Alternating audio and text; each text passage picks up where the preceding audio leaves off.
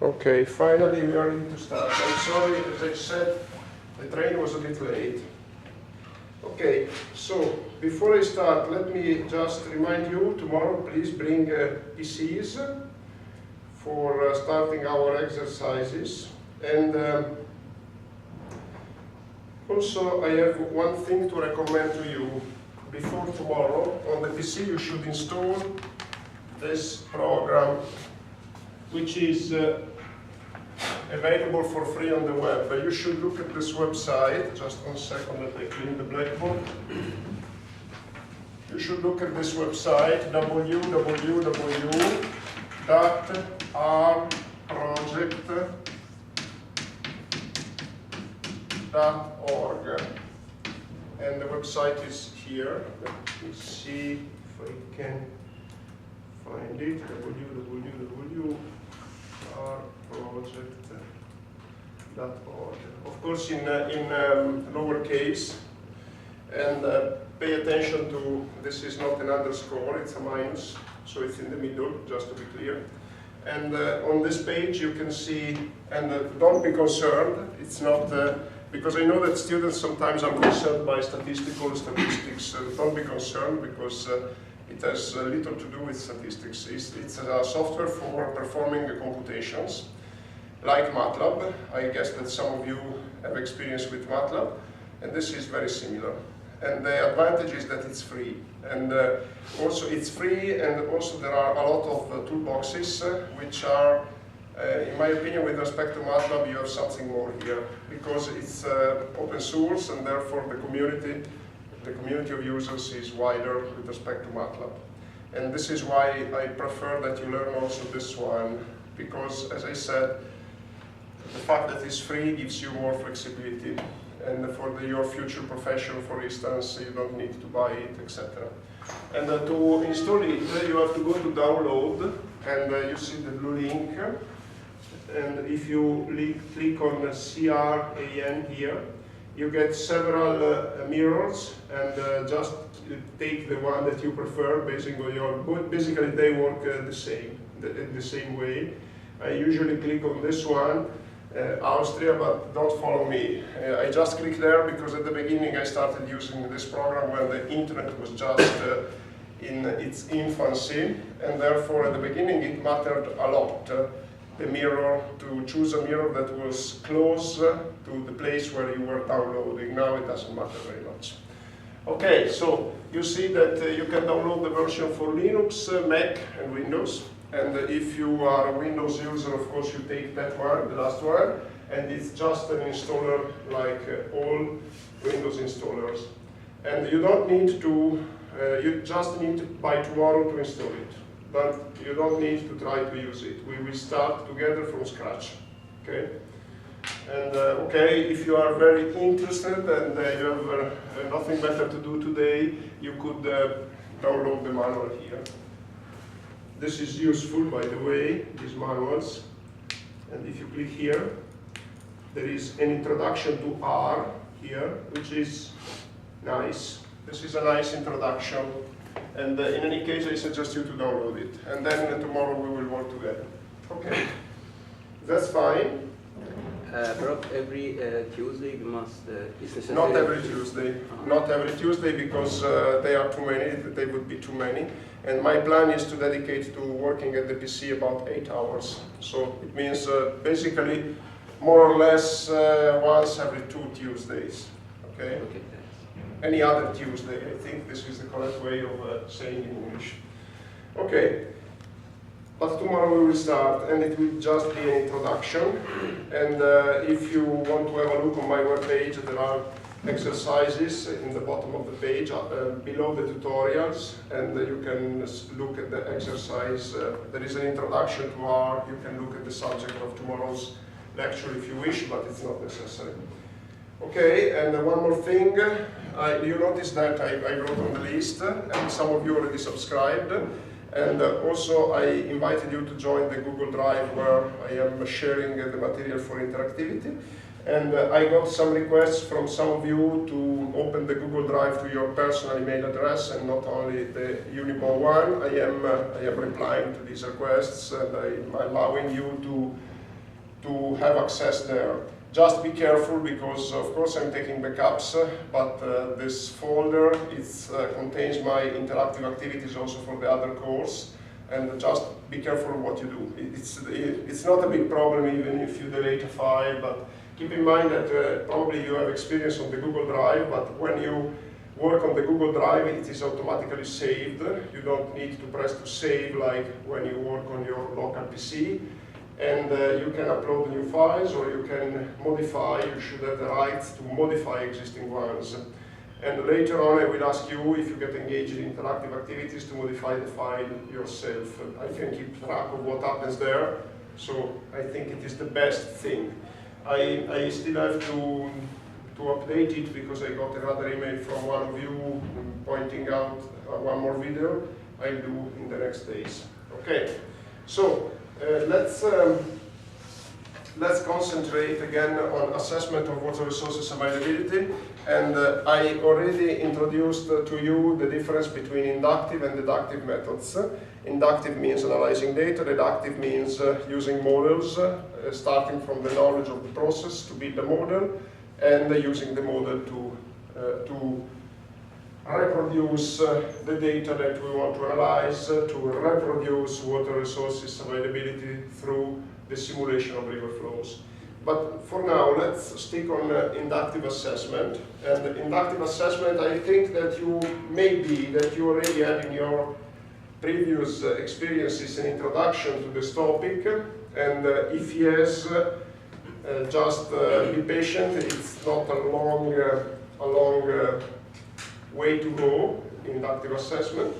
And I just wanted to remind you that we are focusing on allocation that is close to a river, and it is in most of the cases the location where we have to build, we have to design an infrastructure. And if we are assessing water resources availability, typically the infrastructure is purposed to water withdrawal from the river.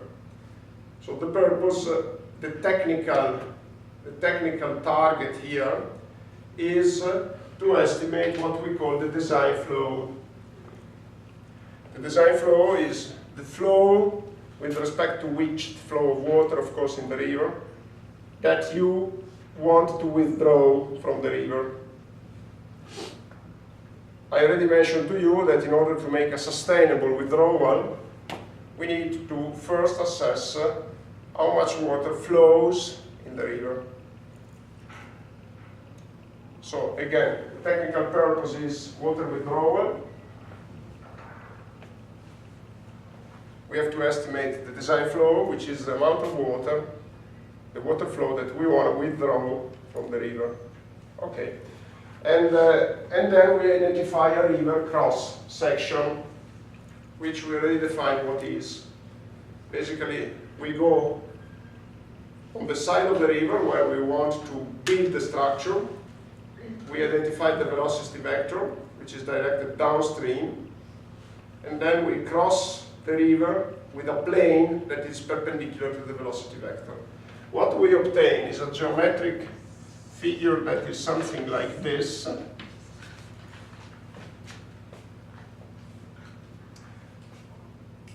The free surface of the river is indicated here with this symbol, kind of repeated Z.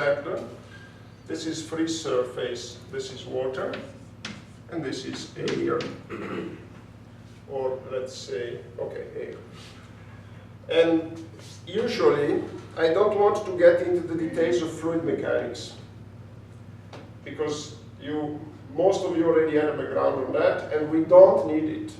I mean, in order to design our water withdrawal infrastructure, we don't need to go into the details of fluid mechanics. And therefore, for the reasons that I anticipated to you a couple of weeks ago, I don't want to bother you with a theory that is not strictly necessary to what we have to design.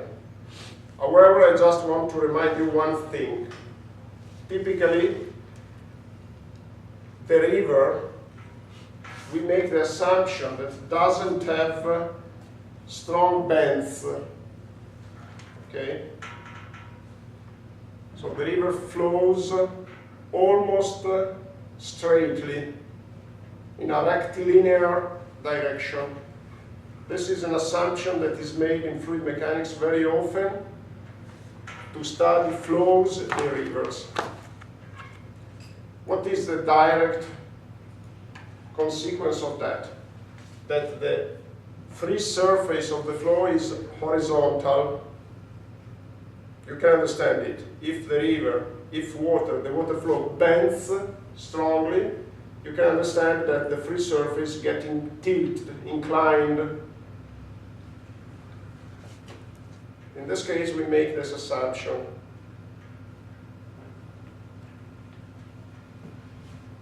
Okay. I just wanted to say this because very often we talk for rivers about water elevation and allocation, elevation of the free surface. And why do we say elevation and nothing else? Because once that you specify the elevation here, you find the same elevation here. And so we talk often about water elevation at allocation. You understand that if you have a bend and you have a situation like this, because water is bending there, of course you cannot speak about a unique elevation. Okay, so let's focus on this river cross-section. So how can we estimate water resources availability? You understand that the river flow is time varying. It's also spatially varying, but given that we focus on a given location, we are left with variability in time only. It's time varying. And we spoke about it a couple of weeks ago when we talked about seasonality. It's time varying, and therefore when we assess water resources, we have to use a tool that allows us to assess time variability of the river flow.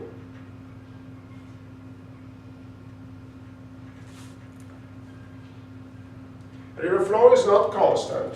If it was constant, it would be much easier because we go there, we just measure once the river flow, and that's it. But given that it's varying in time, we need to make repeated measurements. So how can we assess and illustrate to our customers both the amount of river flow and its variability? So our question today is, given that we have to quantify the amount of river flow, the magnitude, and its variability, what is the tool?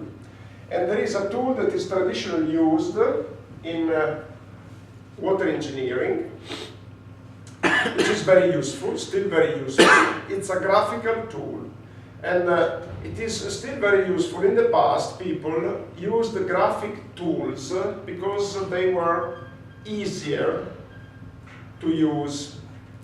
Instead of manipulating numbers, instead of showing numbers, they used pictures, graphics, graphs, because they were easier to display and also to prepare.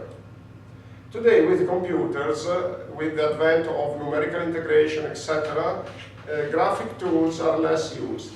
But in this case, this graphic tool is still very used because it's powerful. It's extremely useful from a technical point of view, and also it gives the means to clearly illustrate to our customers, our co-workers, water resources availability. And this graphic tools is the flow duration curve.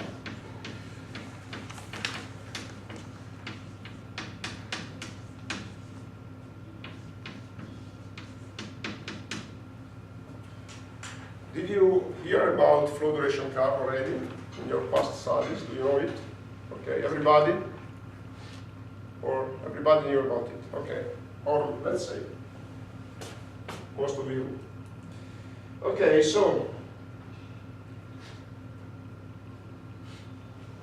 let's suppose that we have a given observation period. Usually it's the year, because you know seasonality has a period of 1 year.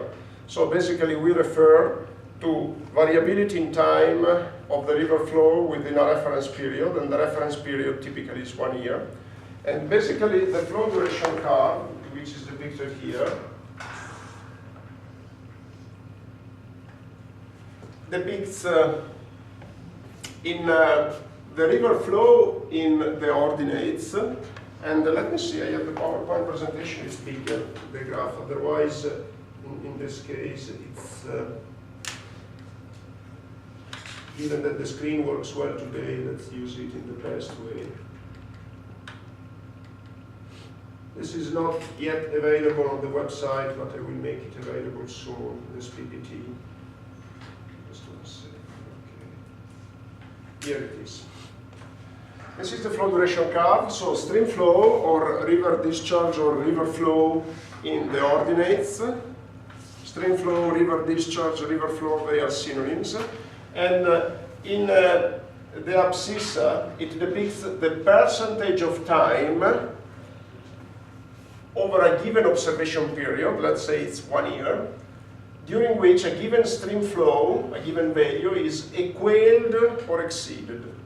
So if you show an hydrograph that has a duration of 1 year, like in this case, it's easy to understand how the flow duration curve works for any value of the river flow from the minimum. The minimum here is depicted here with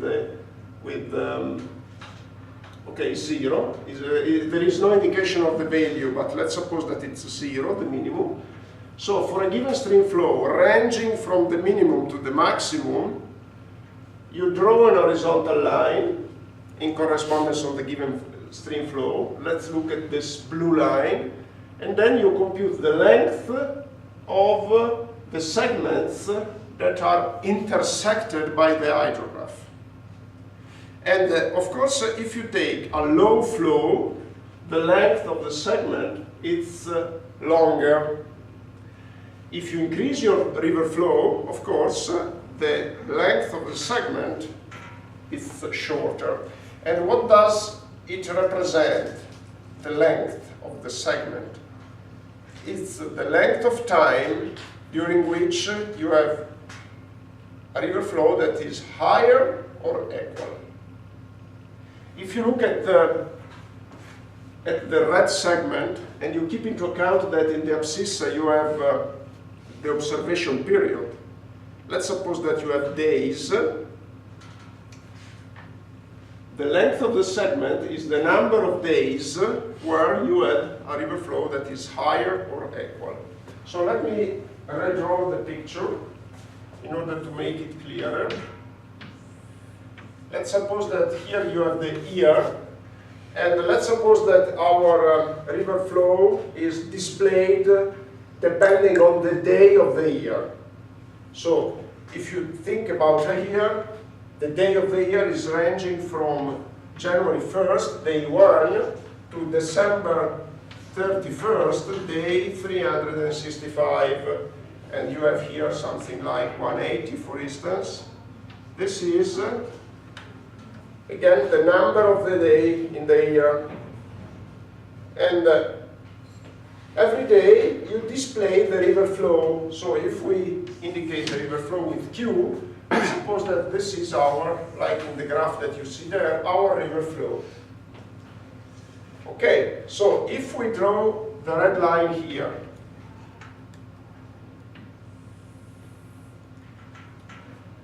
and I look at the intersection with the hydrograph, and I take two vertical lines down to the abscissa, I identify here two numbers which indicate the day, and they may be something like, in this case, 30, and here 150. for instance. So I have 150 minus 30, the length of the segment is 120, which means 120 days. What happens in these 120 days? It happens that my river flow is higher or equal with respect to Q star.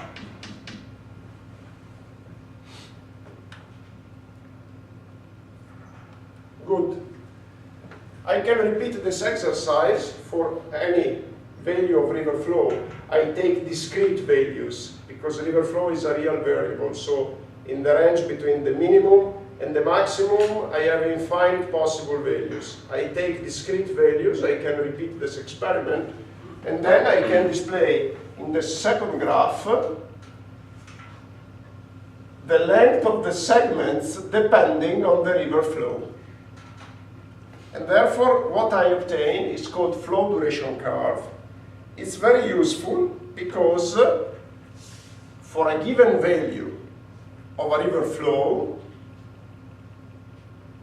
I can get the number of days where this river flow was equator exceeded. So let me depict the flow duration curve here. Let's look at the right graph. I have here the river flow, and here I have the duration. And in this case, if I make reference to this example, the duration is expressed in days. So the duration will be expressed between 1 and 365. And now let me display for each value of the river flow the length of the segment, like here. And then I get this curve.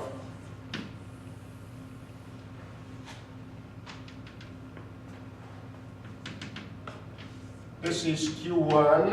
It's, I hope that you can see here. Let me use this Q1. It's the maximum that I observed during the year. And this is the minimum, Q365. So your question now could be, what is the usefulness? Why this curve is so useful? Easy. Let's think about a potential application. Let's suppose that you have your customer that wants to get from the river a river flow that is equal to Q star. So your customer says, look, I want to get from the river a river flow that is equal to Q star. Then you get your flow duration curve, you get the abscissa corresponding to Q star, and you see, look, if you want to get this river flow Q star, it's available on your river only for D star days, which is a very useful information. Conversely, you may have your customer that tells you, I want to get a constant river flow that is available for at least half of the year. Therefore, you get your duration equal to 180. This is about half of the year. You go over the flow duration curve and you estimate your Q180. And you tell your customer, look, for half of the year, this is the river flow that is available. Let's forget for now about environmental flow requirements, etc. This is just an assessment of water resources availability.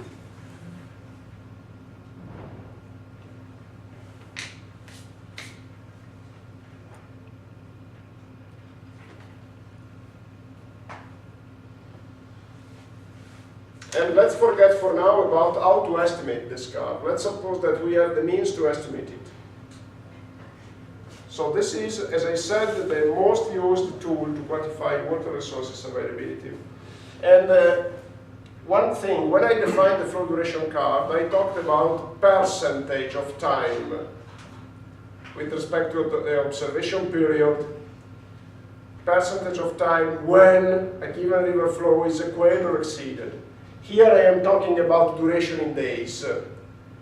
It's the same thing, because we are referring to 1 year in this case. Remember that we started with the assumption that we refer to a duration of 1 year, and therefore talking about a duration of 365 or 100% is the same thing. Okay, I made the assumption that we have one measure of water resources availability every day, and therefore I represented my hydrograph, starting hydrograph, depending on the number of days, and here the duration in days. But in many representations, you find the flow duration curve that is given in percentage terms.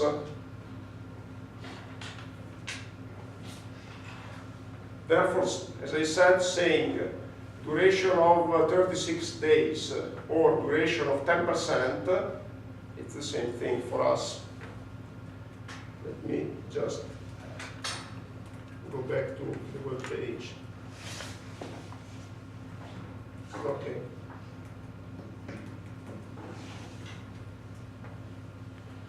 If we go to the web and we search for, in Google, for flow duration curve, you have several examples.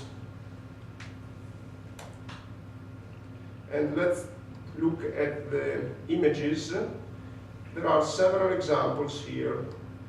Let's see, for instance, in this case, you see that, let me get the figure. This is a nice example.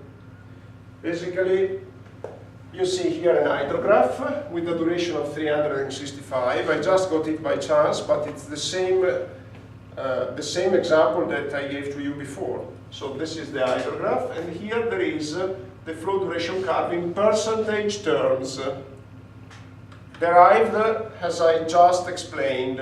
In this case, you see two curves, because there is one blue, which is the river flow, and this is the curve that we were talking about. The second curve, the red, is available for hydro, which means that if you subtract the environmental flow, you get a lower discharge, a lower flow that is available for hydropower generation. But this is a nice example. Now, when we talk about the flow duration curve, I said we take a reference period, and I said the reference period typically is 1 year. But of course, we need, and if we take 1 year, in this way, we estimate and display river flow variability within the year that we considered. So we can estimate the flow duration curve, for instance, by referring to the year 2018, this year, and then we get an estimate of, as I said, river flow variability during the year. But it is clearly intuitive that you need to refer to several years in order to get a consistent, a reliable estimate of river flow availability during a generic year. It's clear that if I have to design a water withdrawal, I cannot refer to 1 year only, because if in 2018 rains a lot, I have a lot of flow, and if I refer to that here, I may overestimate water resources availability. You understand that in order to get an assessment of interannual variability, which means variability along the years, along several years, across the years, I need to refer to several years in order to get, as I said, a reliable estimate of water resources assessment. Typically, I always display the curve by referring to 1 year. So when I look at this flow duration curve, this is exceedance, percentage of exceedance for 1 year. But it is typically estimated over several years. So don't get confused. Sometimes you see a graph like this one, which expresses the duration over a long 1 year only, because you see variability between duration between 1 and 365, and the reason is that our reference period is 1 year. But usually it is computed by referring to several years of experience. And now we have to understand how it is computed. We didn't discuss about it yet. This is our next item. Okay. So how can we estimate the flow duration curve then? There are several methods. Let's start, given that we are talking about inductive methods, let's start with an inductive method. So let's talk about estimation of flow duration curve based on river flow observations.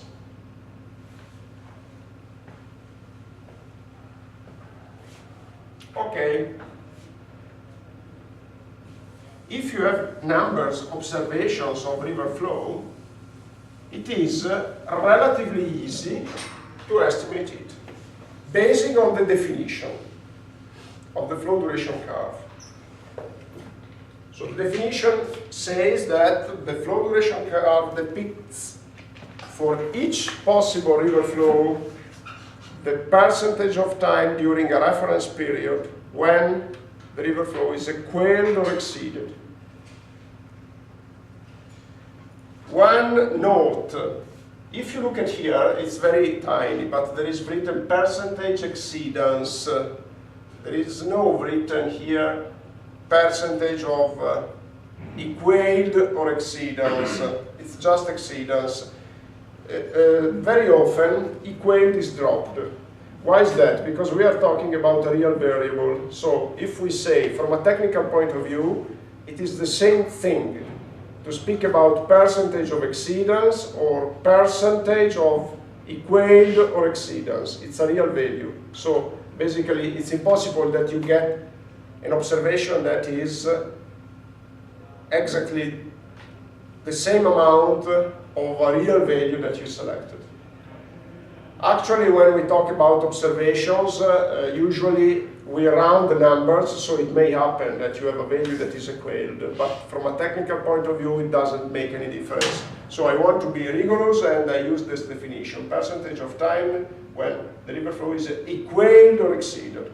But don't be concerned if you see some graphs where there is just written exceedance, it's the same graph.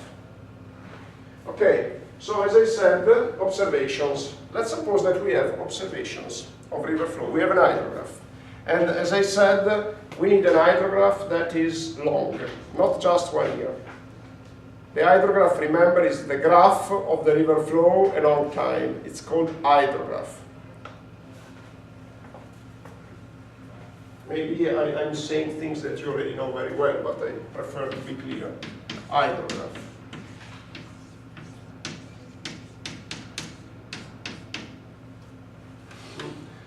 The graph of rainfall along time is called hyetograph. I think it is written in this way. Let me check because I don't remember. Hyetograph, yes. So let's suppose that we have an hydrograph, a long hydrograph, more than 1 year. How many years? Okay, let's say 10 years. And then we discuss later about the minimum length of an observation period that is needed to estimate the flow duration curve. And let's suppose that we have daily observations available of river flow. This is the typical time scale that you find when you look for river flow data, and you look in the National Archives of the National Hydrographic Services, and you go back in the past for some time, because you look for a long observation period. So ideally, I said 10 years, but it would be better if you had like 50 years. So you go back far in the past, and the kind of data that you find for river flow, usually they are daily river flow data, which means that it's a daily, what we suppose it's a daily average. Actually, they are not averages usually. In the past, they were measured manually, and they were measured, they were point measurements.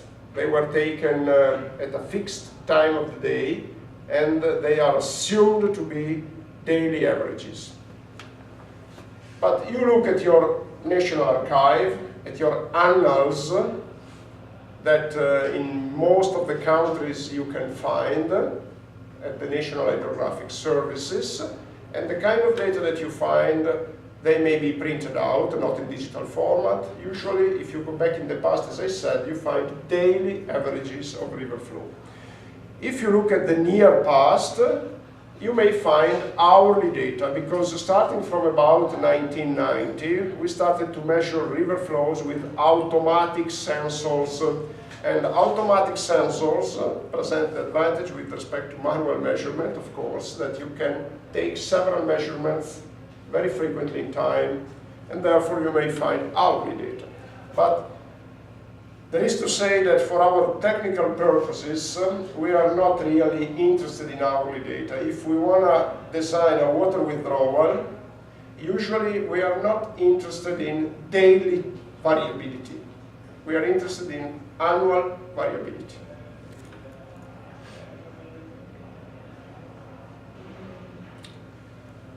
So let's suppose that you have 10 years, as I said, of daily river flow data. And therefore you end up with 3,650 Qs.